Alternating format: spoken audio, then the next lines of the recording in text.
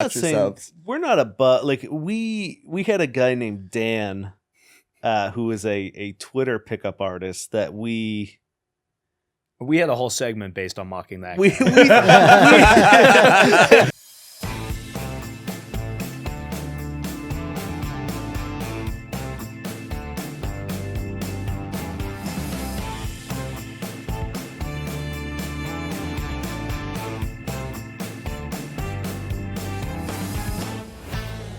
And welcome back to the Sleepless Podcast, where we talk about the creative process. Today we have Niall and Dane. They are hosts of two podcasts, one being Fuck Buddies and the other, now I'm blanking. No Quest for the Wicked, right? No Quest for the Wicked, there you go. That's it. Better to have two halves here to make a whole. Right, So welcome guys. Thanks for coming. Thanks for having us. Yeah, thank you. So I guess tell us a bit give us a brief overview, I guess, of both the podcasts. Fuck Buddies is a sex and dating advice podcast. It is sex positive and inclusive, which are kind of two of the most important things to us. But the format of the show is basically we take questions either from the audience or that we find online. We answer them and, we dispense advice. Sometimes we play games or read out bad sex writing, but the aim is to give like realistic and like inclusive advice and kind of counter a lot of what is typically given to men in the sex and dating advice sphere, which is like pickup artist or like toxic shit. Mm. So Right. we're trying to step away from that. Yeah, and every then Monday. No Quest for the Wicked, I saw, is like a sort of like a tabletop podcast. Yeah, so it's an actual play podcast. It's similar in the veins of like things like Critical Role, Adventure Zone, Dimension 20. So we play primarily on our like long form stuff. We play a game called Starfinder, which the best way to describe it is it's a D&D in space. So it's a sci-fi fantasy setting. It's it's essentially an improvised radio drama where the decisions are made by like the random rolls of dice. That's cool. Okay. So it's character driven, narrative focused. We don't spend a whole lot of time with like the crunchy rules and stuff, but they are the framework with how we tell the story. And did I read, do you guys design your own like TTTR? We have, but we've never played our Yeah, own. so I do some TTRPG design stuff on the side with my partner, and Right. Dain has designed one game pretty fully. It's great, and then is working on another one right now. Yeah. But we haven't really done that stuff on the podcast yet. Nice. And I guess if you guys have been into that sort of world since you've been kids, or No, We started, like almost 12 years ago, I think, 10 years ago. Yeah, it's kind of a funny story where we like had a kind of a friend group and we were finding it hard to like spend time together because everyone had very different careers, right? different timelines, stuff like that. So we were like, we got to get together, pick a day, and just fucking hang out that day. Like what day works, we can actually see each other. So we all chose Monday evenings, and Dain had been given a Starfinder like box by his brother for Christmas. He was like, let's play this game. And then we did that. And we were like, does anyone know how to play this? Yeah. And then one of our friends was like, oh, my friend actually like runs that. So like we'll bring him in to teach us. And then, we've been playing. We played like almost every Monday. And at what point were you like, we need to turn this into a podcast? I guess much like 3.5 years everything ago. that brings us joy, we're like, how can we turn this into a job? Yeah. I guess 3 years ago. I mean, I had an idea for a campaign and we had talked about it. Mhm. But we had Fuck Buddies and we were like, well, now that we know what we're doing, and actual play is a lot more work in terms of prep and editing and everything. Even just the length, you know? Yeah. It's like going from a 1 hour show to a 2 hour show, music cues, like all that kind of stuff. So we were kind of like hesitant to jump into it, but then I don't know, I guess after the pandemic and why we didn't start it in the pandemic when we had nothing but time, I don't know. But essentially like once the world reopened and we started living our lives again, Like, this is the perfect time for a Yeah. podcast. why not launch a super intensive podcast? And so we just sort of like we had two other guys that we played with. We were like, it'd be kind of cool if we did a show. Do you want to do this? And we did. And sorry, you said so Fuck Buddies was actually first. That Yeah, was the first we one. started that in October of 2018. Okay. Yeah. Was that because the rise of Andrew Tate was coming along the line? Yeah, there were a few different Yeah. things. I think one of the main factors was it was shortly after the van attack in Toronto, if you guys were here for that, which was... I think I came just after that. Yeah. Yeah. Or I might have just been here when that happened. It was like spurred by like incel ideology, Yeah, and yeah. like I we'd remember that. kind of been we had talked about doing either an actual play or some kind of podcast. Like we wanted to do something creative together because like I was a writer and Dain was a filmmaker, but like both of those things are either like writing's very lonely and like the like industry is like super hard to break into, so it's just this big void.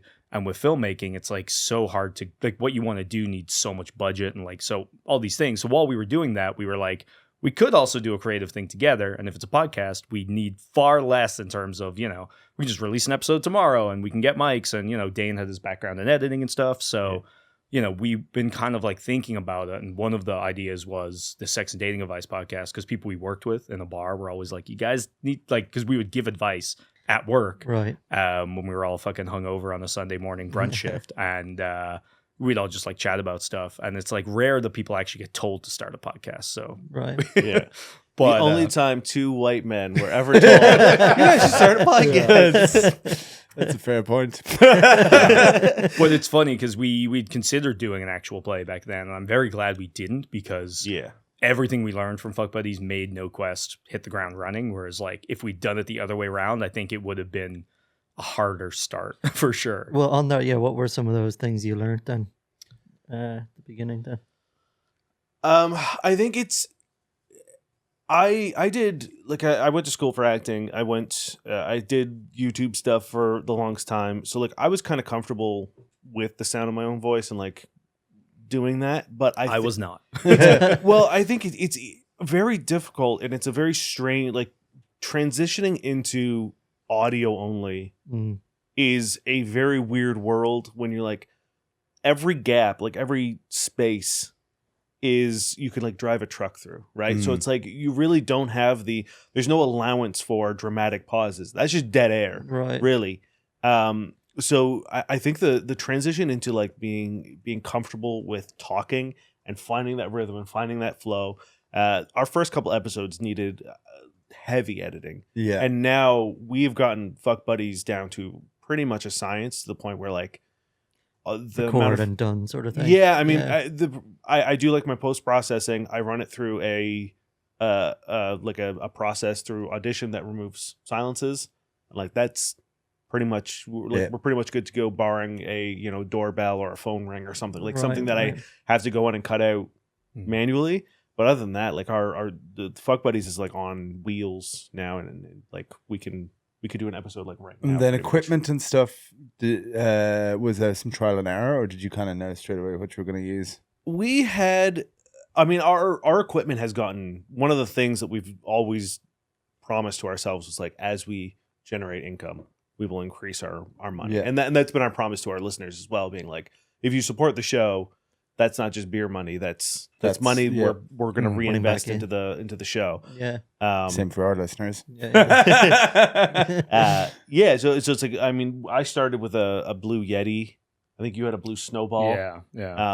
And Which is funny because like I always see people post on like Twitter, Blue Sky, being like, "Never use this fucking mic." Yeah, I'll like, fight blah, blah, anyone blah. who And says it's- those aren't like worth using. It's like if you're beginning, like they're perfectly serviceable microphones. Yeah, you got to start somewhere. Yeah. Yeah, and, yeah. And it it's- was like I wasn't gonna drop. One, I didn't have the ability to drop $400 for a good mic. Two, I didn't have the desire to, because like for all I knew, we were doing this for 5 weeks, and then Yeah, we were gonna not do it that and then was get the plan, bored, yeah. but and like I don't know how much of it was the mic and how much was Dain making the mic sound good, but Right. either way, it worked. So it's like I don't be afraid of having like a lower budget mic. I think don't use your phone, but like Yeah.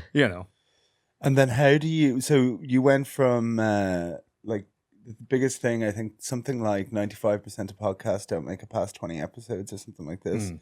So what has kept you guys, like you thought maybe you'd last 5 weeks?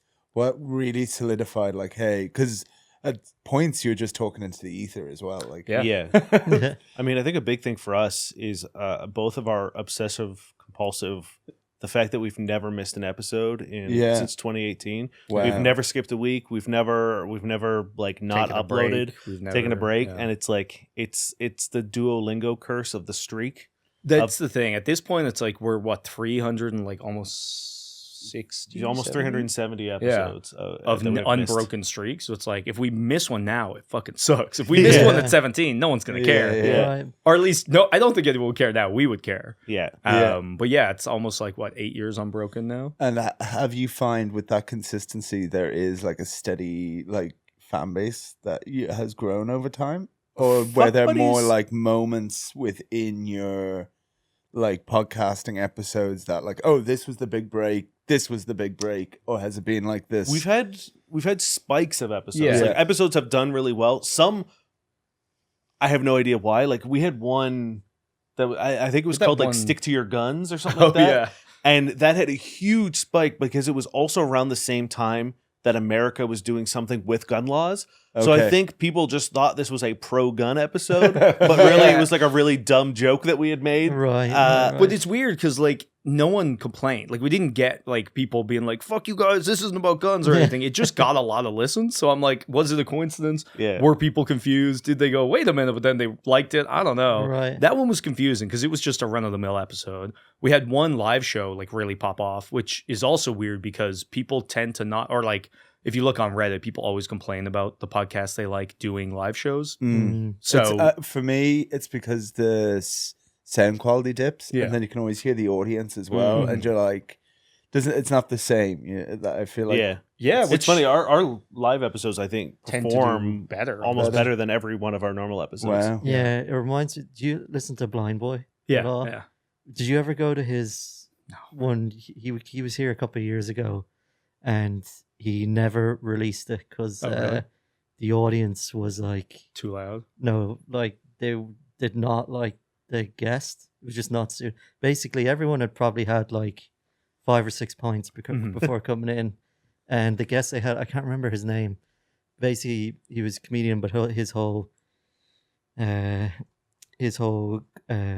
comedic thing was about his story with he had brain cancer. So it's kind of like, I guess, like a dark. Pretty somber, yeah. Yeah. And the crowd was just like, Dead silent. yeah, they were just like not into it, and then there was some heckling at some points, and then I've never heard it on his You gotta take podcast the at good all. with the bad. I suppose that just Yeah. comes with live episodes as well. Yeah, the You have live no idea. element. Yeah. Yeah. And so, how often do you do a live episode now?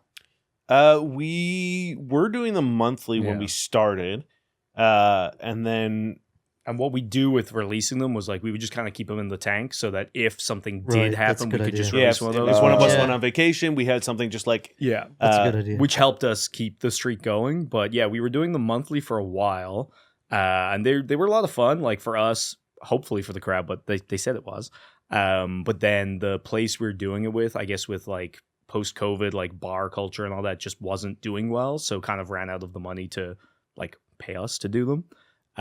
So we're kind of in the process of we're going to hit like 2026 and try to get them back up and running, maybe in a different capacity, maybe in a different venue or something. But like we do miss doing them because like it was such a great way to like, because a lot of people who would show up had never heard the show before. And Right. then it was very funny as well because like I forget even how it happened, but it's almost like a running joke where we'll like play Pitbull before the show while we're setting up.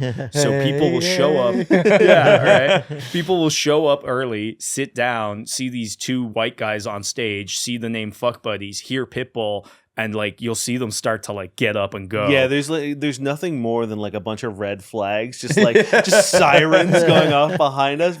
But like, yeah, I don't know how. I think it was just on the playlist. I think it came on, and I was like, "We can't be playing Pitbull." And then Dain was like, "Can't we?" Yeah, and then, but then every time we have our first break, they come up and they're like, "We were gonna leave." And I'm Yeah, like, a lot I of get people it. were like- They're like, "I'm so glad we stayed." I'm like, we were really worried. I was like, yeah, no, I understand. That makes sense. Yeah, that's right. Yeah, we transit like now we're just doing sort of like event shows. So like we did a Valentine's Day show, we did a Pride show, Christmas show, Halloween show. Yeah, I've got a Christmas one coming up. Not yet. Not yet. Christmas is also tough because it's hard to get people out because everyone's doing like family stuff, and it's like you don't want to do it too close to Christmas because everyone's already gone, and you don't want to do it too early on Christmas because that's when everyone's doing their parties. Yeah. So Christmas has always been a little like, do we want to risk doing a show and not bringing people out? Also, like bars can generally get a Christmas party in as opposed to a podcast, which more people are going to come. Yeah. You know? So that's the problem with Christmas episodes or shows are the like logistics of getting people out and making it worth the venues. Because as Niall said, it's like it's way easier to get a company in. And do you have for Fuck Buddies? Do you have people write in and ask questions? Yeah. What's been some of the like most interesting questions? My favorite is a woman like in her 30s or 40s just asked for advice on how to get blowjobs. And we were like, it's so sweet and so like pure to just be like, I want to be good at this. Yeah.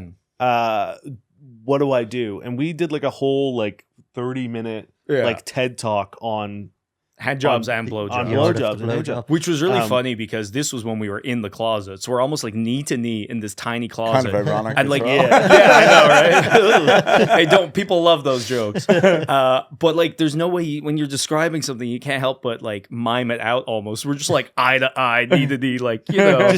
just in the closet, yeah. But the story basically was they were in a relationship and felt like they weren't really doing a good job, and I don't know if they talked to their partner at that point or not, but so we did this episode and like a little awkward but like funny. We don't care, like we've done this for so long that it was fine. But then we got like the sweetest message like 2 weeks later being like, hey, I've been doing this, like it's working really well, my partner's thrilled, like the two of us are great, and like just this thing. And it was like, wow, yeah, we got, like, that is great. That shit makes your fucking month. Yeah. It's like at the end of the day, it's like if that's all we accomplish with our show, potentially, or at the very least, just like made someone more confident, made someone happy, right? Like, those are two very important things to us. Like we believe strongly in like sexual parity, and we believe strongly in being confident and like open with your sexuality. So like it's nice that this woman now feels more connected with her husband because of advice that we gave, and that's like again at the end of the day, like if we accomplish that, then like I can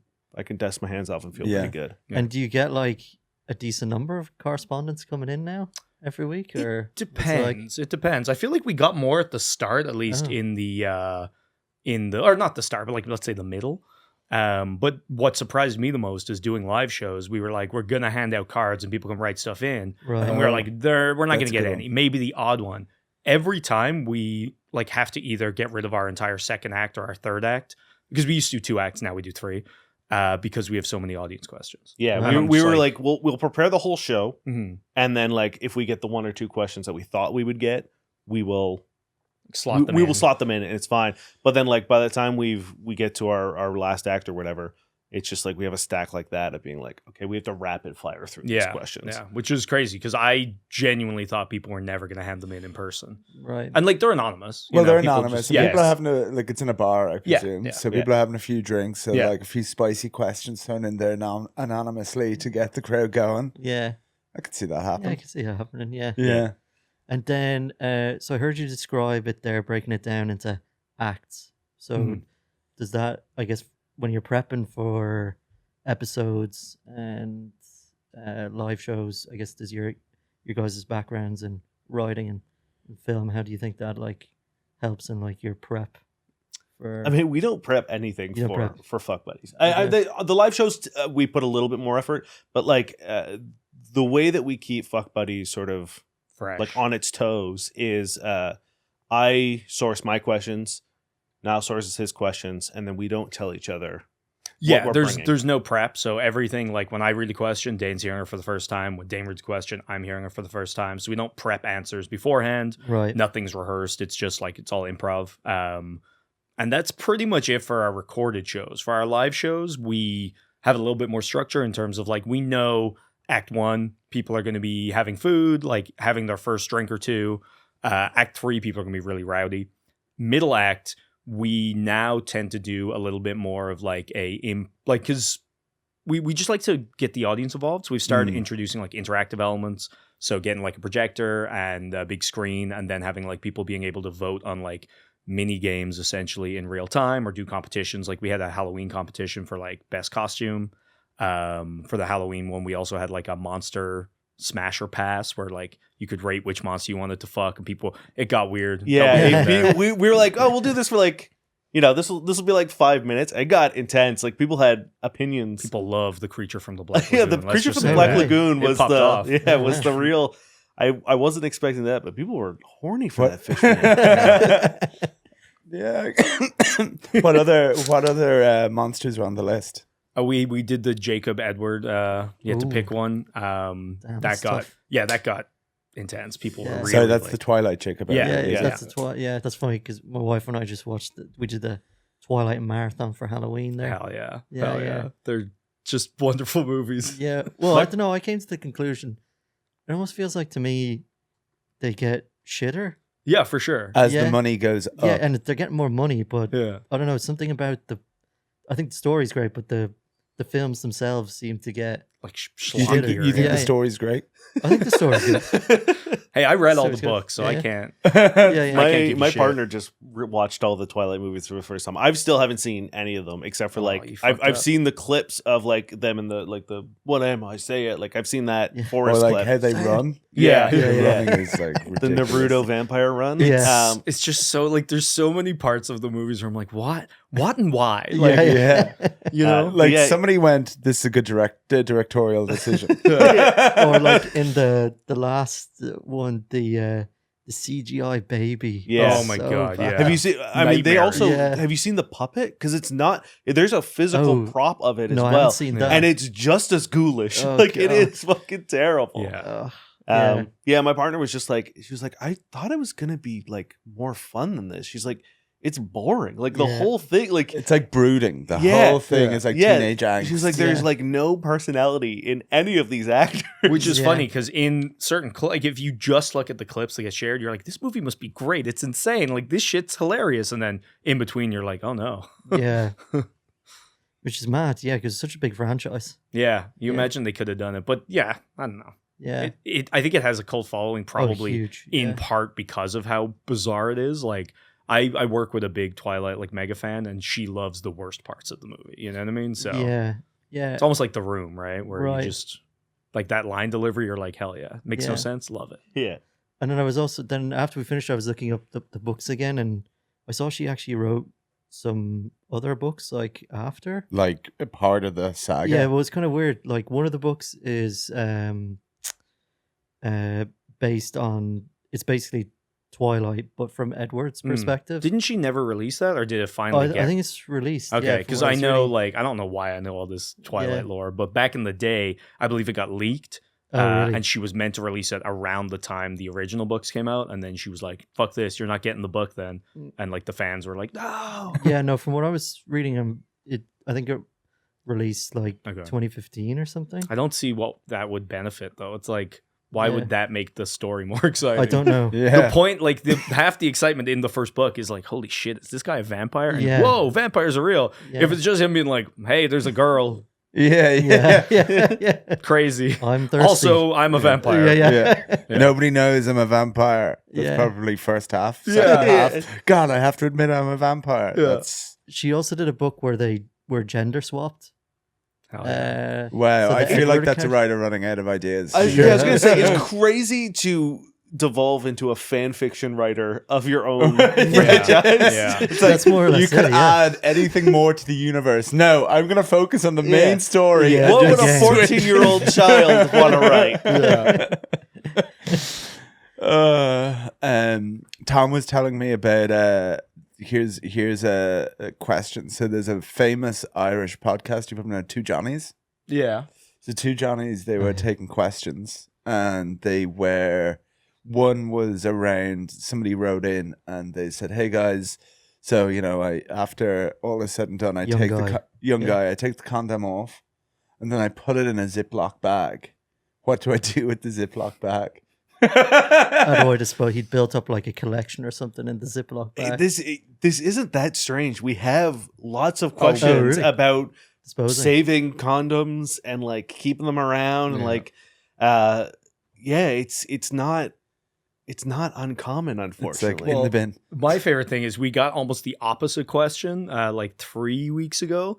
And it's like this was one of the, when you like make a little clip of your episode and like it pops off, this was one that did because it's just so bizarre where someone wrote in was like, hey, like I think I'm giving fuckboy vibes. Like I recently got out of a relationship. I've been like working out. Like I think I look good. I got some manscaping done. Like I finally went on like a date. And like, I think because, and they're like explaining the thing. They're like, we went back to their car. We're like getting hot and heavy. I pulled out my Ziploc bag full of lube, wipes, and condoms. And I think when she got upset and left, it's because I'm a little too toned and manscaped. And we're like, it's the Ziploc bag, bro. You pulling out what looks like a Dexter sex kit is probably the thing that turned them off, not you being fit. Like, no one's like, oh, he has abs? Fuck, I'm out. I really wish he'd opened that Ziploc bag, though. Yeah, it's one of the, like, I can't think of a less sexy household item. Yeah. He's Than a doom Ziploc. prepping for sex. Yeah. Short of like popping out like a bluey lunchbox and being like, hold on, like it doesn't really get much worse than that. So. You know, you can have the lube in the pocket and be like, oh, I think I have this lube, like as if like you hadn't planned it, fine. But like you come out and it's like your full collection. And even if you have some collection and it's not in a Ziploc bag, it's infinitely better. You know what I mean? It's the Ziploc bag that really Ziploc bag's the worst. The full kit is second worst. Yeah.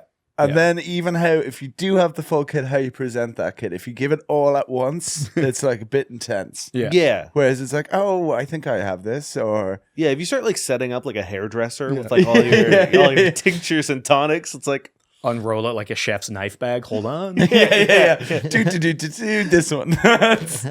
Or actually, speaking of they had another ride in, the two Johnnies, and this person was saying that their mother would let him and her and their partner take naps in her bed, and while they were taking naps, they would get down and dirty, and then they got into this debate about it's kind of weird to have sex in your mum's bed. Yeah. I think that is a thing, though. I Is that a remember thing? people have a thing about it. Yeah.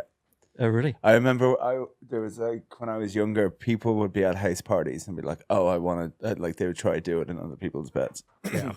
I feel like That- that is acceptable until you have your own place. Right? Like I think like if you're a teenager, Well, why not your own bed? Yeah. Well, I honestly, I Why- think it's a little why is it- weirder why that is it's it well, so I mean like parents- if I was at like someone's house, right?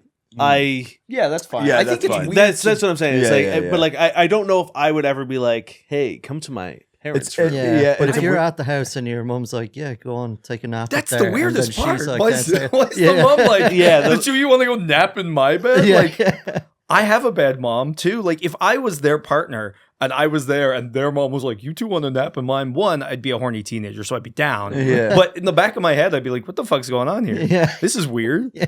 So How I many don't cameras know. does his mom have set? Yeah, right. Yeah. Like, Yeah. is the mom into that? I don't know, man. Yeah, it's kind of weird. It is It kind of is. weird. It is a bit of a Yeah. weird move. Yeah. Yeah. It's a weird move. But I'd still whip the Ziploc bag out regardless. Yeah. Yeah, that's right. But no, it's definitely a topic that not a lot of people talk about. So it's very, and I think it's important more than ever, especially like now with men. Like I feel like so much of it Yeah. not discussed. That's the thing for us is like there isn't a whole lot of space for men to talk about things that they are scared of. Yeah. Without judgment, without fear, without ridicule. There's a lot of things that like we can't talk about generally, like even with like close friends, people are worried about like, when was the last time you had a conversation with your friends about like erectile dysfunction Yeah. or, anything, sexual stamina. Like it's just not something like so much worth has been placed on men in terms of sexual virility, in terms of like, if you have a small dick, you're less than a man. If you don't last long in bed, you're less than a man. Like there's so much cultural pressure on men to be like paragons of sexual prowess, or you're diminished in worth. Or like Hollywood always is like there are stereotypes of men in Hollywood, and so then people just assume that's exactly what it's meant to be, the stereotype. Yeah, and it's like we're seeing this great shift of like redefining what masculinity means. Yeah. Because before it was like it's Clint Eastwood and like big muscly guys who like don't have feelings and are tough and like will punch a woman if she's out of line, like the Arnold Sean Connerys of Schwarzenegger. like that was unreasonably ripped people. Yeah. Like that you could just never look like. I love Rob McElhenney from Yes. and he's like, talking about anyone could be fit if that's your job and you're paid to do it and you work 24 hours a day. And it's like you love your family. No, cut that. Yeah. No, that. You'll have food. You're not going to be eating. Yeah, you're on steroids. You're not eating. You've got a personal trainer. It's 24/7. It's like, yeah, that's what it takes. But no one's told that, right? And you're just told like, oh, really? You don't have abs? You know, pecs? You know what I mean? And but I even think like talking to some women, like, yes, obviously it's a good thing to look at, but then there comes a line where it's like not fun because it's like, hey, let's go out for dinner. Oh, I can only eat egg whites. 100%. So we just had a question about that where it was a guy who was like, he was weighing all of his like snacks and stuff, and his girlfriend like took a bite of his like protein bar. And he lost his mind because like now his macros are fucked. Like now he doesn't know like where he's standing in terms of like his caloric intake. And it's just like, well, the best part of that question was he was also weighing his shits. Yeah, he was also which was part. She found his poop scale, and that was the what? crux. Yeah. How does He had that a work? hidden poop scale that. I do think there is nobody talks enough about eating disorders in bodybuilding and 100%. fitness. well, just men in general. 75% of men have an eating disorder no way. at some point in time. Oh, at some point in time. Jeez, in their lives, and it's never talked about. Like I went through school. I took so many sociology courses and stuff, and there was never any mention of that. Right? Yeah. We would talk about eating disorders, but we'd always talk about like media's impact on women. Yeah. But Anorexia. and we would like look modeling. at ads and at the time it was early 2000s, just coming out of the 90s where like anorexia was sort of like the thing. prescribed thing for women. So it was absolutely something very important to talk to. Yeah. I had girlfriends who almost died in school from Wow. not eating correctly. Like they were so weak they'd fall downstairs and break their bones and stuff. So like there was absolutely value to it, but the oversight of like talking about it on both sides of stuff, where it's like we would look at these. I remember distinctly looking at these ads, and it was like it would be this skinny, attractive model, but right behind her is a jacked, bulged package dude. And I was like, what effect do you think that has on like me? Yeah. And I remember being like asking these questions and being told like it's not important. I'm like, Wow. well, I don't look like that, and I feel like I should look like that because all the girls in my class are like going goo-goo over this dude. Right. Yeah. So like, why? How is that any different than the flip side of things? But what's funny is as well, some of that isn't like that's still the male gaze. Yeah, 100%. 100%. That Yes, ripped jack person yeah. is still But, the like, male I mean, gaze in an patriarchy- ironic way. as a societal structure, like it hurts everyone. Yeah. Men especially. Like we are the prime sort of like victims of the patriarchy because of like it's the reason we're killing ourselves at an epidemic, right? Like we top the list of self-harm, we top the list of suicides, we are the Also top unhappy the list of violence, which Yeah. is also a symptom of all that. like Yeah. all the sort of like the myriad of problems that society faces stems from patriarchal sort of structure. Hmm. And that is like all coming down on men, and there isn't and women, but yes, yeah. And there's no one ever really like focuses On that. on the cause, and not we try to treat the symptoms, but like until we start telling men that like it's okay to be vulnerable, it's okay to have emotions, it's okay to be scared, it's okay to be vulnerable, like until we start like pushing men in that direction, it's not going to get better. Yeah. it's really interesting because we're trying to also teach men that toxic masculinity harms men and like patriarchal shit harms men too. Because the amount of times we've had people come up and be like, oh, you fucking hate men, like toxic masculinity, like what's toxic about being masculine? We're like, we're not saying there's anything wrong about being masculine. We're saying there are all these bad things. And it's like, and all these bad things also affect you. And it's like, every time we've had a conversation with someone, not online because no one fucking listens, but in person, Yeah. they're like, oh, I just thought you hated men. And it's like, no, you understand what I'm saying though. And they're like, yeah, I fucking hate that shit. It's like, Yeah. good. Like, you know, honestly, look, I understand the anger behind the name of toxic masculinity. I understand that like it was born out of frustration, but like the worst thing that we could have ever done was call it that, because like people assume that it means that masculinity is toxic, right. as opposed to sort of like the way I always explain it is like there's rain and there's acid rain. If I say there's acid rain, I'm not saying that all rain is acid. Yeah. I'm just saying that this you category fucking hate of rain? rain. You fucking hate rain, bro? Yeah. Who wants to Rainophobic. You want a bad harvest? Yeah. It's like it's not like, it's like the second you break it down and just like, well, do you like the fact that when you're sad, you're not allowed to be sad, and you're considered a pussy if you feel upset Right. about Or like if you your cry or any of those someone in your things, family died. Like we've had questions being like, oh, we were at my like boyfriend's funeral and I saw him cry and now I have the ick, and it's just like. Like that's toxic femininity there. Well, it's toxic masculinity, right? Like, Yeah. but like we try to rebrand it as toxic socialization, Yeah, right? Like that's it is what we are taught across every gender and sexuality. It's just like we're taught that this is, and the same way that like we're taught that like women should be playing hard to get and women shouldn't want to have sex. Yeah. They're the gatekeepers, and it's the like virginity is a social construct that we use to like increase the value of our land in like like, 1800 yeah. whatever. Yeah. right, like that's the whole point of virginity, and so now it means nothing. Like there's absolutely no societal there worth are to virginity. religious factors. People hold a high Yes, value in religious factors, but like I can't. Is it Richard Reeves or Matt Reeves? I can't remember. But he's like an English guy, and he was saying that rightly throughout history, like there's been women's suffrage, and like the amount of, and they've got themselves to a lot of parity. Like even in some of the kind of white collar work, there is like a lot of pay like similarity now. Of course there is still some out there, but like his point was like there's been so much societal push on like women in STEM, women in all these things. He was like, that's fantastic. Do not take that for granted. Oh, yeah.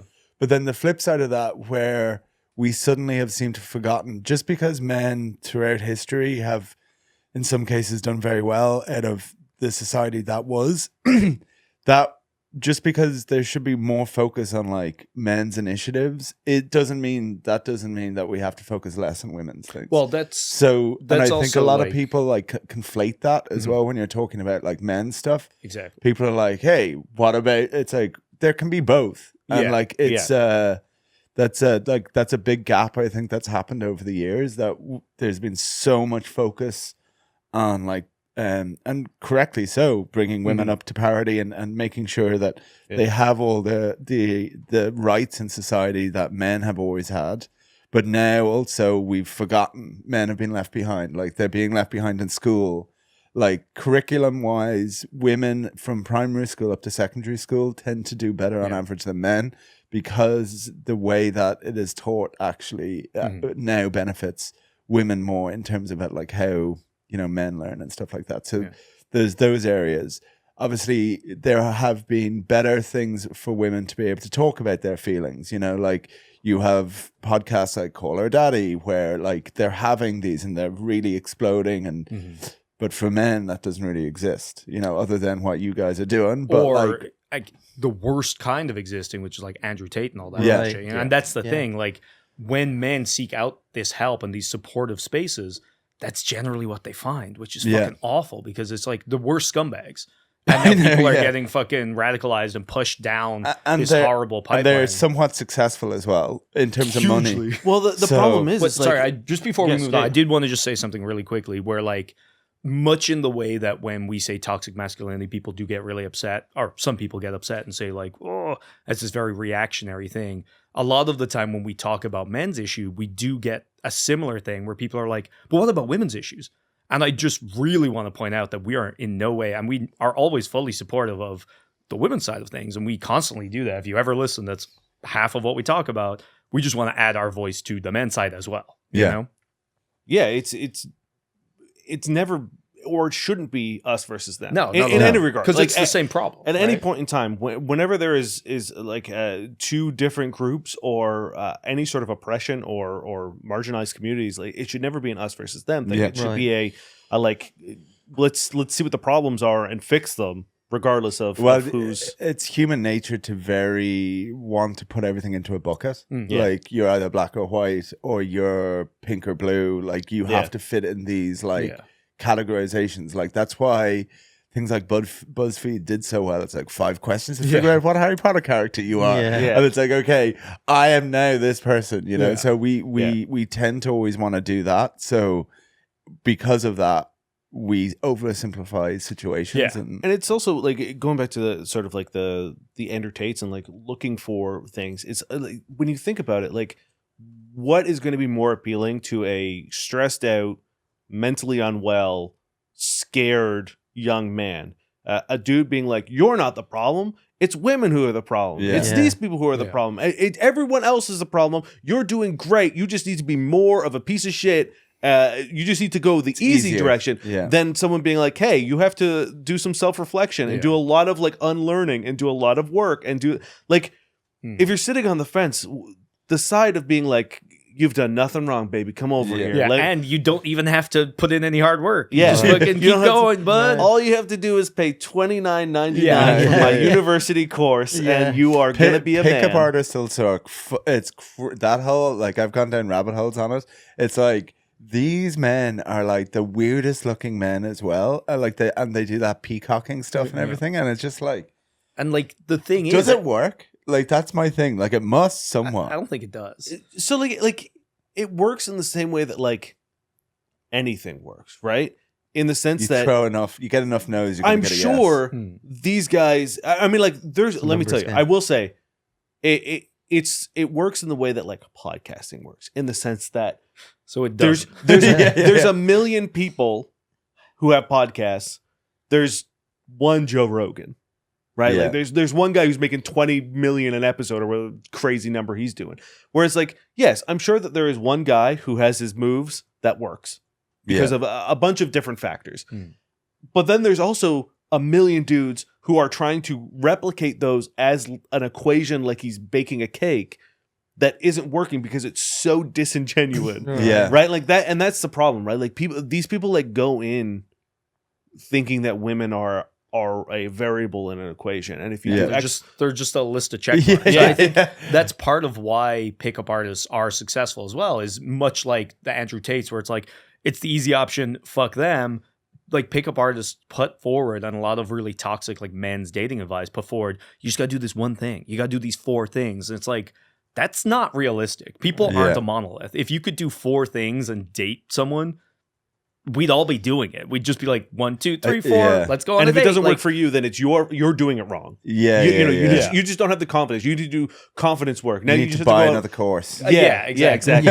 And you get to the next level. Just so insane that people would actually look at that and be like, "Yeah, this makes sense." Well, that's how cults work as well. Like cults capture people when they're at their lowest. It's desperation. Desperation, and then So actually, speaking of Joe Rogan, what do you think of his role in like kind of the masculine manosphere? He's also terrible. Yeah, it's a disaster. Let's be fair. There's like his whole like, I'm just the guy. I'm just asking questions. I'm just questions. It's like, no, dude, like when someone comes in and says something absolutely fucked up and you're like, yo, that's so interesting. No, fuck you, man. Like it's also like when you have that level of platform, you have like the reason we don't have a lot of with great power. It's great responsibility. We don't have a whole lot of guests because we have a very specific message and we have a very specific goal. And it is very hard to vet people based on that, right? Like the last thing we want to do is bring someone on and then be like, oh yeah, no, I definitely believe that like you shouldn't call a woman 2 days after, or some sort of like archaic bullshit. And so like we when we bring our guests on, we're very careful and we're very choosy, and we vet them as much as we possibly can. And we usually find someone who talks about a topic and like, that's the topic we're going to talk about, because we don't know what you're going to go one way or the other. And when you have a platform of like the size of Joe Rogan's, maybe don't bring on a neo-Nazi. Right? Like maybe just don't. Maybe don't introduce 20 million people to neo-Nazism. Like I don't Yeah. like and that's then not act a as hard if it's cho- fine. It's Yeah. not a hard choice. You know what I mean? It's Well, like I think deep rooted in the American psyche though is freedom of speech. Like that is like deep rooted in like what people genuinely believe out there because it's in their constitution. I think they like the sentence, like, or the Yeah. term. I don't think they like it, as we can see in the That's States true. right now, right? Like when Yeah. Charlie Kirk died, if you made a joke or whatever, you're losing your job. But when the other thing, like when the Democrat, when your Biden man, gets cancer and Exactly. he's a scumbag, everyone's like, yeah, everyone's like, that's kind of yay! fun. Like it's Yeah. they don't give a shit. There about is, freedom but of yeah, speech. no, that is fair. I mean, yeah, and again, no, I freedom agree. of speech is like as a concept is fine, but Also, when you have a platform, it doesn't and- absolve you of responsibility. and- There's no also- freedom from consequences, he- and the consequences of being a neo-Nazi should be you're not going on a show. But Yeah. he's like a father figure for so many men. yeah, Like that's where people go to get male advice, like Yeah. without a shadow of a doubt. And like Joe, I have a mixed opinion on. I also agree with what you said. He waves very easily his responsibility onto the world, but at the same time, there are some things that I think I don't think he's necessarily afraid to cry, which is good for a man to see. Like a very muscular man who's like fighting. He's cried in his podcast, which I think, is a step in the right direction. I don't agree necessarily I don't agree. He also has the same one as, what's your man who's the ultra runner? And it's like, don't be a pussy, just keep going. And your body, and like, what's his name? Anyway, it's much on that it's like not okay to take a break. Like you have to keep pushing yourself to like the end. Hustle That's probably culture not sort of great. thing. Yeah, That's the like hustle also culture. not great. But I think that he has also had put the neo-Nazis aside, but he also has had conversations with other people that his base necessarily don't agree with as well, which I think has Well, I remember merit. when Bernie Sanders went on a show, the overwhelming sort of response was just like, "Oh, I always thought that guy was just like a crazy like hippie. I didn't realize like what he said was actual like rooted in fact and whatever." Yeah.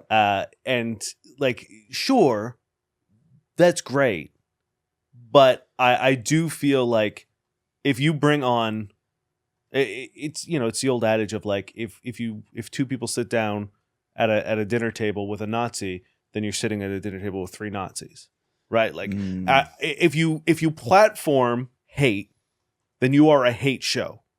Even it's kind if of just you like bring being them a on to doctor like that fight dabs them. on Right. people. Yeah. But then would you be pro kind of then cancel culture as well? Like if you think somebody you don't agree with, and again, I don't agree with Nazis. I am just playing devil's advocate here. But like you would just say, I don't agree with what you're saying, so therefore I'm not gonna platform you. 100%. Okay. I'm not going to bring someone on who thinks that women shouldn't be allowed to vote. I don't I don't That care is what true, your yeah. thought is on That's that because true. it's so Yeah. fucking No, dumb. I agree. Yeah. That because if I bring you on, and even if I trounce you, like look at again, let's go back to Charlie Kirk. The amount of times that man gets fucking trounced. he does. He goes to Oxford to debate. Yeah, and he gets his ass absolutely- absolutely beat. But like no one listens to that, right? No. Like the people who like Yeah. him thinks he wins. Yeah. So even if we platform someone who has the worst fucking stance and we bully them, Yeah. if one person hears that and is like, maybe he has some points, yeah. then that's more detrimental to the 80 people who already disagreed with him. Social media, though, as well, and the internet, because I would argue that Oxford definitely have debates with people that are non-agreeing. Like they will have people on that, like Charlie Kirk, they'll welcome them into the hall and have a debate with them. But I do think that was always done in the jest of debating in a hall of like educated people. But then now with the internet, like people are like, I want that hot take. I want that like rage bait. So that, Yeah. and then that creates, I Rage think, a bait. huge issue as well. The Yeah. funny thing is, like, would we be a more popular show if we did stuff like that? If we Where you started got like on a flame Andrew war Tate with people. some fucker, or we did some really controversial take? Probably. Yeah. But like, I would rather have a less successful show and a good message and help people Yeah. than Then make stoop money to that and level. add to the fucking bullshit. You know what I Yeah. mean? Like, I 'Cause don't there's want so much out there. There's so much. It's like my morals are such that like I would rather help people and do worse for myself than like actually add fuel to Profiteer the off, fire, like, right? Like I think that's negativity. pretty fucked up. So going back to pickup artists and like our original concept was like I believe it was pick up smartest, and our like original pitch to ourselves was we would do like almost a Stephen Colbert style like fake pickup artist show in which we like lampooned and like satirized the pickup art, and we were like, people are too fucking dumb. Like it'd be so easy for the wrong people to think that this That's is real legit. advice and Right. not a joke. The amount of parody that has happened in the States that people are like, hell yeah, and it's like that was a joke. Yeah. But then it's too late. The cat's out of the bag Yeah. at that point, Right. and then somebody actually like Right. latches onto the idea. Also, there's just an element of even by doing that, we're like legitimizing it in a way. Yeah. You know, especially before you listen and get the nuance of the joke, you know? Yeah, it'd be very easy to like get on and clip, you know, Just that part. 30 seconds of, Yeah. of whatever we're and then it's saying. taken out of context Yeah. and stuff. Yeah, So yeah. we were like, nah, this is a bad idea. Or even just It's like tough reading. because your topic is so juicy that like you could go down so many routes. I'm sure you guys Yeah. have to like really catch yourselves. For sure. Yeah. Like it's, you know, again, if you're talking about like we could make drama and like kind of profit off that or whatever. Yeah. But, you know. Or like even the pick, like that's in good jest, but to your point, you guys are like, probably not. But like also in podcasting, you're always like, how do I make it more fun for the listener? Or how do I, you know, do all these things? And like, I'm sure with a topic like that, it's an endless trove of what you could do. And then you have to I'm not catch saying- yourselves. We're not like we had a guy named Dain, who is a Twitter pickup artist that we we had a whole segment based on mocking that. we, Okay. yeah, For probably a Take it year and a off. half. yeah, I don't know, man. we put a fair amount of effort trying to stoke some fire with that Okay. man. Yeah, we're not saints. Well, here. yeah, we're not. Okay. We tried to ethically flame more. Yeah. No, like this guy went famous a while ago he had an article on how to pick up women who are jogging with headphones on. Yeah.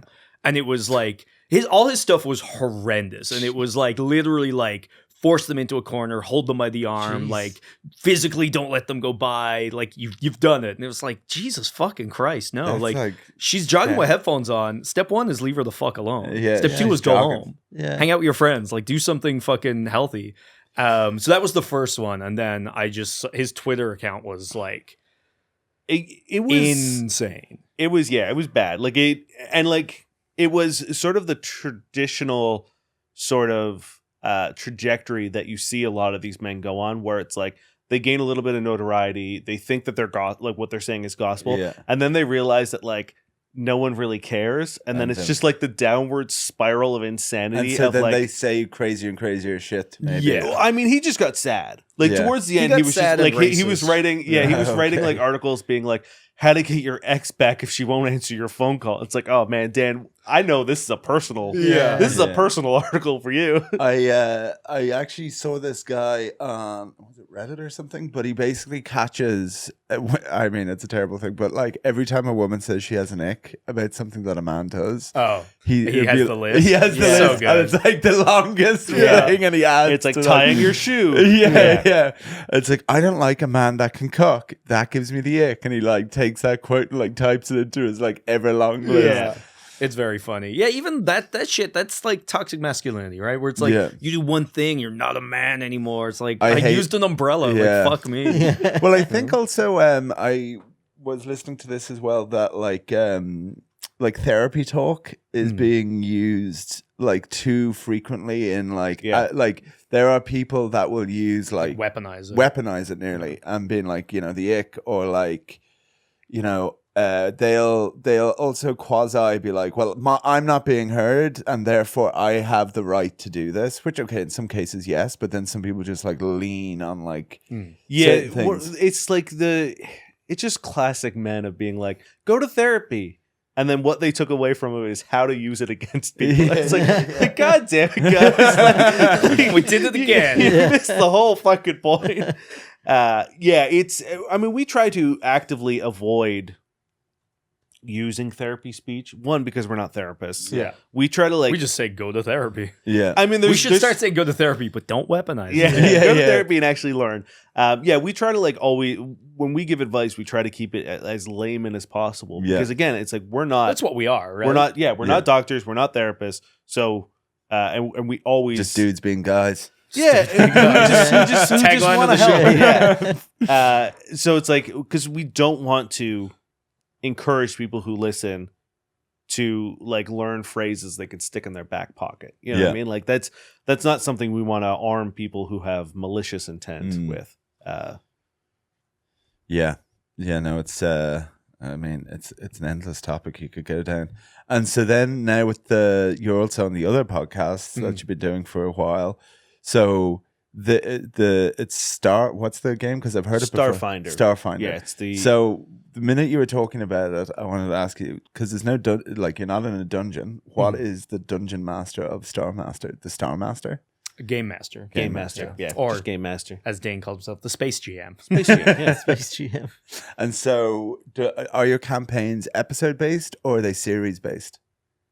So, like, do you make a campaign that's worth a whole series? Yeah. So our first campaign is 70 episodes, and that is like a standalone. You can listen to it, binge it, and then we've got some one shots. We've got some like one shot little being minis. like just one full story, one episode. Yeah. So we've got a handful of those, handful of like 2 to 3 to 4 to 10 episode series. So you can like start and like if you want horror, we got like an 8 episode horror series. If you want cool. You know, fantasy, we have a 4 episode fantasy series. So we have a bunch of different like entry points. So you can get like quick episodes, you can get longer series, and then we're like in the guts of our like second big like epic, probably 60, 70 episode series. 60, 70 episodes. Wow.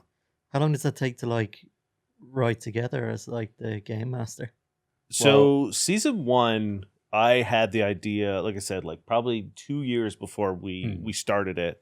And like the great thing is like, there's only so much I can write because like, yes, there's a story I want to tell, but I don't know what they're going to do. There's no way of knowing what my players are going to do. And then I have no idea how the dice are going to allow the players to do what they're going to do. Right. Like one of my favorite things about the first season is in episode 3, I had set up a very quick car chase. And it was meant to just be like a get you from point A to point B. And they just kept rolling like shit and failing like all of their checks. They started doing crazy shit. One guy like fell off of the car and like because it was on like sort of like a light, futuristic highway with flying cars. So like one guy fell off into like the road below, and I was just like, how the fuck am I getting you guys out of this? So it ended up being almost like a full. It was almost like half of that episode and half of the next episode of this like epic car chase of them like jumping from cars to sort of like solve this problem. And I was like, I don't know. And I had the like the plan of being like, I need to have the plot diverge into like if they get caught and arrested. Yeah. This is a very real possibility right now. And I feel like if we start our show with me being like, just kidding, you get away. Like then the stakes are gone, right? Like if you guys don't have consequences and I just push the story forward the way I want to, then what's the point of listening? Are you ever tempted after a game to like script it and turn it into like into a show within itself?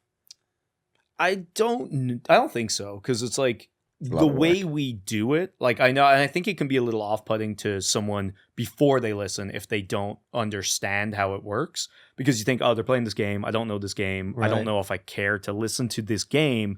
Really, it is just a narrative, and like most of the people who listen have never played the game and will not play the game or similar games, but like they start listening, they're like, oh shit, this is just like an audio drama. Right. There is of course the dice, but like we edit, like Dain edits really tightly. So it's not about the game, it's about the story. The game just facilitates that. So arguably we wouldn't be adding much to it. We just... we would literally be, instead of me being like, oh, you want to jump that gap? Roll an athletics check. I rolled this. Like that would be what I would cut out. And it would be, because like we try to keep it as story based. Yeah. And it's like, again, we do like music cues. So it does feel very cool. Cinematic, I hope. And it's like, that was our goal from the top is like we listen to like we're big fans of actual play shows, Yeah. so we listen to sort of like the top tier things and being like, if we can't at least Emulate. pretend to be at this level, then like I don't want to do it. Okay. So we tried to fire on all cylinders like right out the gate. That takes a lot of work, I'm sure. Yeah. It's Just about to say. it's a lot of work, but it's very rewarding. It's Fuck Buddies doesn't have a whole lot of creativity in its editing in Yeah. terms of like it's really It's a just like topic. yeah, You should it's start just- putting epic music behind the conversation. questions. Yeah. It's conversational. It's fine. It's Yeah. like you just take the dead air out, and that's Yeah. really all we got to do. Whereas like No Quest, I'm editing for performance, so like I am sort of like moving things around, spacing things out, and adding music to the Sound it's- effects, Yeah, maybe. sound effects. This season, I'm doing a lot more sort of like vocal editing as well. So it's like when they're talking to a robot, it sounds like a robot. When someone's talking through an intercom, Ah. it sounds like an intercom. Like Yeah. I'm doing a little bit more.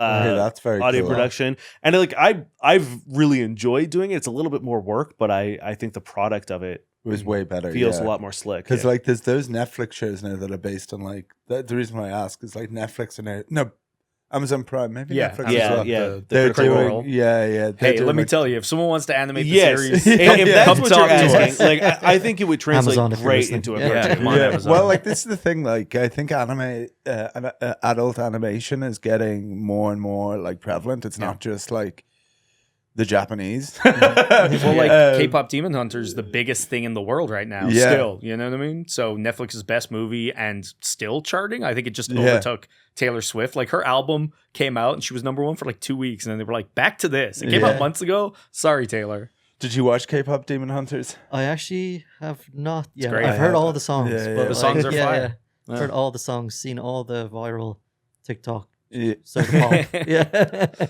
It's good shit, and it's Yeah. not even technically like an adult, Yeah. thing. Mm. It's more. It's like mid between, but like it's good. It's good Yeah, shit. It's good. And like Spider-Verse, like there's a Spider-Verse lot is of great. It's really Yeah. good. a lot of really good stuff. That out Post there. Malone song, Sunflower from the So Spider-Verse, good. so good. Yeah. I was going to ask you about the name then. No Quest for the Wicked. Hey, let me tell you, it took a while to get there. We went through some fucking shit names, let me tell you that. And Terrible we name. knew from Fuck Buddies. Like Fuck Buddies, it does what it says on the tin. It's provocative. Gets the people But going. it Yeah, gets yeah. the people going. But you know what doesn't get going? Advertisers and podcast companies or like distributors or whatever. People hate it. They're like, oh yeah, you can't advertise. Oh, we can't advertise with you. Like Facebook won't let us promote. Like all these things. Yeah. And we were like, we fucked up. yeah. So going into this, we were like, we got to be a little bit more brand name. strategic. So we went through a bunch, and then it was like, no rest for the wicked, no quest. You go on quests, it's adventures. Yeah. You know, That makes sense. like a good yeah, it's pun. a good name. Yeah. Like a yeah. good Yeah. pun. Yeah, it took a very long time to get there. We went through a lot. Yeah, and some of them were real shit. Like. So there's like, I don't know if you've ever played D&D or a game like that, but like if you roll a natural 20, you have a 20-sided dice, 20 being the highest number you can roll. If you roll that, it's a critical hit or a crit. So I think we were like, go crit yourself, or I crit my pants. Like we just Yeah, we yeah. weren't we Those threw weren't our everything. proudest moments. No. Those were dark times for us. But I'm a big fan of like if you're in like a brainstorming stage, there is no bad answer. Oh, That's for fair. sure. The yeah. dumbest yeah. thing might be a seed for something else, or at the very least, you're getting it off your fucking Yeah. mind. Yeah. Because, like, yeah, you're going to think of something stupid. Throw it out. Yeah. Maybe there's a kernel of something in there. There wasn't, but Yeah. Sure, we've been through that as well when we're planning ideas for Even coming up with the the name for studio. Sleepless Studios. Yeah, Yeah. coming up with the name for Sleepless Studios. it seems yeah. hard. It's Yeah. it's a lot of commitment, and you know, The only thing we had, like when we were coming up with the logo, I was working with a guy and he returned the logo SS, and I was like, "That's not going to work." Yeah. You're like, well, Yeah. well, you know what? Like, We're thank gonna shut God, that down. yeah. thank God you clocked it, right? Because Yeah. some people, like, in the moment, you might be like, "Oh yeah, cool." Let me It did look look at cool, the shape and then of I it was sitting rather there than. being like, "There's something not right." Yeah. And then I was like, "Hey, we can't use this." He was like, "Why?" And I was like, "Go Google search SS right now." Okay, and this is our last segment. So it's the hot take wheel. So we'll ask you guys to spin it, and then I can read it because you're not going to be able to read my handwriting. And we'll see where we go from there. So Cool. who wants the honors? You do it, buddy. Give it a good... Oh wow, that was Right, sorry, okay, that give was it so fucking lame. There you go. It's a stiff wheel. Oh, what's harder, starting or finishing your work in terms of like Starting. your podcast? Starting? Oh, it's finishing for me, man. Finishing. Yeah. I'm suppose you thinking deal with the writing. For editing writing, and- it's starting. Yeah. Yeah. For podcasting, like Dain does the finishing, Dain does the editing. You know what I mean? So like it's if we talk finishing in terms of like all the additional things I have to do, like social media and all that shit, finishing for sure. Because starting is just I get in a call with my buds. That's great. You know what I mean? But if it's the stuff that's not the performance, yeah, that sucks. Yeah. That last like 10 to 5 minutes of a show or an episode takes me probably like just as long as the rest of the episode. Like there's something about it, and it's always been this way for me. Like even in school when like writing an essay or whatever, like that last like paragraph, I would just like wander, and it's like it's so hard. I don't know what it is about like that final, and then like the uploading and like doing all like the final like bits. It's like I've been trying really hard to not leave things to the last minute in terms of my editing, so that I'm not editing like all my days off essentially. So it's like I try to edit over the weekend, and then like because our Fuck Buddies comes out on Monday and No Quiz comes out on Wednesday. So if I like leave it all to the last minute, then like Monday to Wednesday, my days off are pretty much just consumed with editing, and it sucks. Right. So I've been pushing a little harder, but it's like I still don't upload until Tuesday night at like 4 a.m. Yo. And I don't know why. I don't know why I do it, but it is like when the episode's done, I could just go and like put it all, schedule it all right then and there. But it's just like in my brain for whatever reason, like that final push is so difficult for me. So tough. Is it kind of like I see the finish line? Sure, I'll get there at some point. Yeah. Yeah, I don't. It's almost like an anxiety. It's like almost like a a fear of it like being done. I don't know, and it's, let me tell you, it's not great for someone who's been doing this since 2018. Yeah, it's tough to. Your flow must be getting much quicker though compared to what you first started. Oh yeah, I mean, like, so last year, we did like 3 months of weekly episodes for No Quest, just because of the way our sponsorships and sponsored stuff lined up. So I was doing four episodes for Fuck Buddies plus a Patreon episode, 4 episodes of No Quest plus 2 Patreon episodes. Granted, those were just like 10-minute no edit thing. So I was doing like 10, 11 episodes of podcasts a month, and it was just like, and like of the half of them were like 2-hour, fully edited, fully scored. And I wanted to die. It was tough. It was probably the most burnt out I've ever been. And we're doing weekly. We're doing it again now. We're doing weekly right now, but it's so much easier because I'm not leaving it. Like I'm just chipping away at it throughout the week. Like I'll do like, an hour or 2 of editing like here and there, just when I'm sitting around. If I would just be scrolling mindlessly, I jump on. I'm like, okay, I'll just do like a little bit of this, and then it's far less of a detriment to my life this time around. Yeah, we also were a little bit more intentional knowing how bad it was for Dain last year to like when people approach us to hire us for these things, we're like, sure, we're not doing it next week. We're doing this like if these dates work out, like, we'll check with Dain, we'll check with everybody, and we'll like space it out so we can at least get on it a little bit early, as opposed to being like in the trenches solidly for like weeks. Yeah, last year it was just at the end of campaign 1, so it was like a lot of managery was making sure that we like stuck the landing. Yeah. And then it was like, then we had like a sponsored stream. We had won a pitch competition for a game, and it was just like it just wouldn't ballooned. Stop. And it was just like, oh god. And unfortunately, there's just like such good opportunities that we couldn't say no as well. Yeah, it was great money. It was good exposure. It was working with the companies, like and like we're glad we did it, because like this company has reached out and like sent us more work since then. Yeah, so it's like great. Yeah, it was all worth it, but it was tough. Yeah, there's peaks and troughs, right? You just gotta take like, there'll be moments where it's like super hectic, and you've just gotta like put the head down and do it, and then hopefully you can take a bit of a relax after. Yeah. Someday.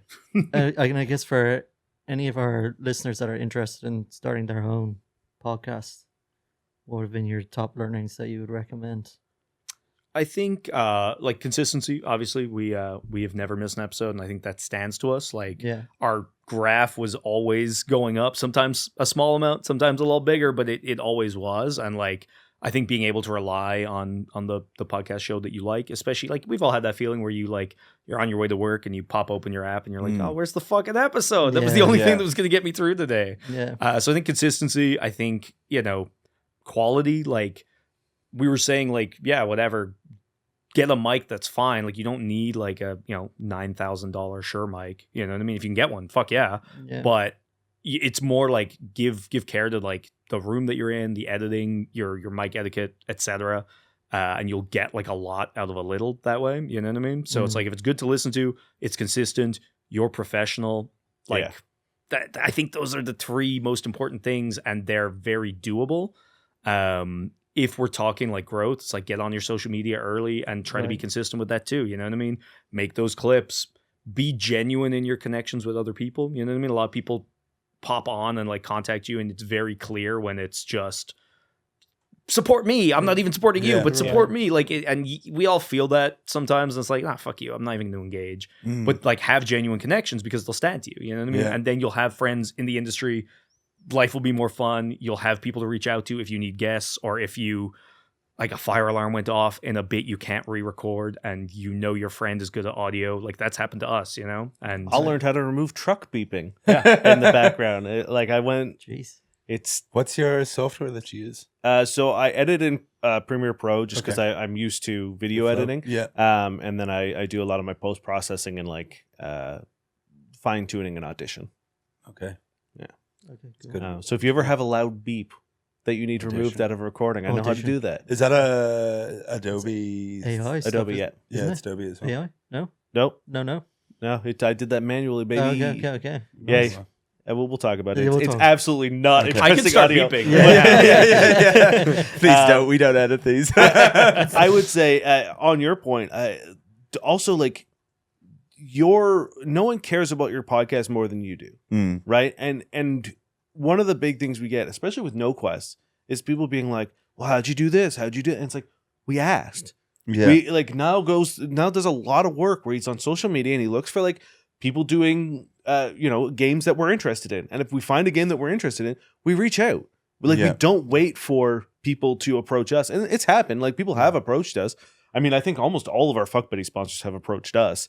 I don't think every single one. Yeah. Wow. But for No Quest, our most profitable partnerships, I think, have come from Niall finding people online, like talking about a new game coming out and reaching out and being like, "Hey, we love this product. Want to do something?" Yeah. And it's very frustrating to watch people talk about not getting opportunities when they're absolutely not doing anything to generate the opportunities for themselves. Yeah. And again, every email I send out does not get a response or a job. Yeah, for sure. Right. Once you're not once you don't bombard people, once you're not rude, once you don't have fucking ChatGPT write it for you, you know what I mean? People don't care, you know what I mean? They're fine. They like the attention. Like if someone reaches out and says, "Hey, your podcast is really cool. I want to work with you." I'm going to feel good about that. You know what I mean? So if I say your game is great, which we mean because like, we also don't want to play a shit game. Yeah. We're not going to throw our weight behind something that sucks, right? So it is genuine and it is honest, and it's like just seeking out those opportunities will get you a lot. But a lot of people when they talk to us, we're like, "Oh, like what happens when you reach out to people?" And they're like, "What do you mean?" Yeah. So that's fair. And the other thing is like, just do it. Like just start. Just like if one, your first episode is probably going to suck. Yeah. It's probably going to be terrible. You're going to be learning. I would say if you don't have on mic experience, go on YouTube. And learn mic tech so that you're not, popping your P's and your plosives. Like learn basic mic tech. It is not difficult to do. Buy a $5 pop filter off of Amazon to like. There's just like so many little things you can do. To set yourself up for success. And I think now it's like most podcasts are audio delivered through audio. If your audio sucks, if it sounds bad.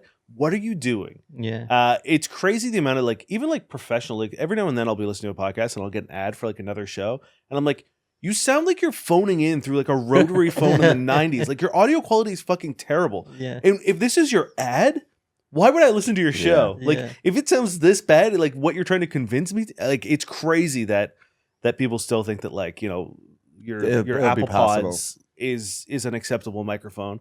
Like if you're a guest, sure, I understand that you don't have audio Whatever, yeah. equipment, but if you're hosting, if you don't have a dedicated microphone, you're a crazy person. Yeah, and that's why you should come to Sleepless Studios. Yeah, that's true. And Yes, exactly. Yeah, there are. Listen to how good we sound. Yeah. And look. Yeah. Yeah, exactly. that's another option. Like Yeah. work with people within the industry to sound good. Yeah. Well, on that bombshell, Dain and Niall, thank you so much for your time today. Thanks for I having really us. Thank you. appreciate it. And for you, the listener, if you want to sound this good and look this good, we are located down the heart of Toronto on Queen Street, called Sleepless Studios. We're open 24 hours a day, 7 days a week. Simply download the Sleepless app, book and enjoy. Thank you so much and stay sleepless. Peace.